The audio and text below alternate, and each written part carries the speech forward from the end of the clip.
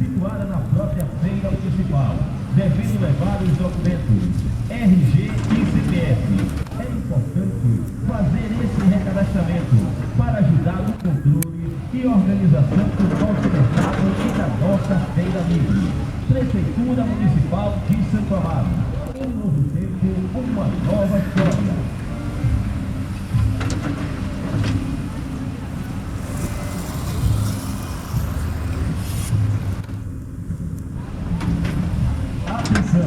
A Prefeitura Municipal de Santo Amaro, através da coordenação do mercado de feira livre, traz um importante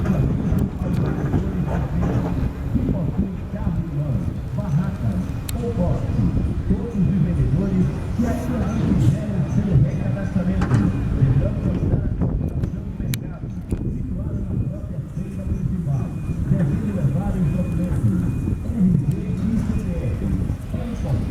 Todos os vendedores que ainda não fizeram seu recadastramento deverão procurar a coordenação do mercado situada na própria feira municipal, devendo levar os documentos RG e CPF. É importante fazer esse recadastramento para ajudar no controle e organização do nosso mercado e da nossa feira livre. Prefeitura Municipal de Santo Amaro. Um novo tempo, uma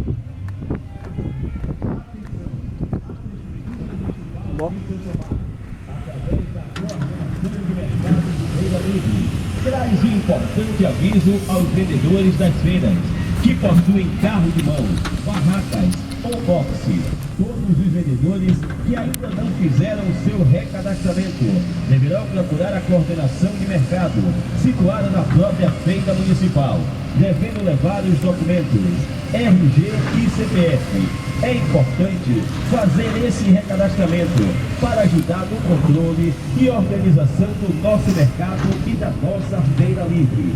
Prefeitura Municipal de Santo Amaro.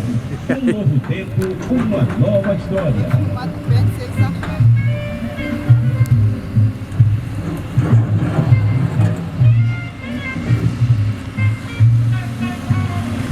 Atenção! A Prefeitura Municipal de Santo Amaro, através da coordenação de mercado e feira livre, traz um importante aviso aos vendedores das feiras que possuem carro de mão, barracas ou boxe.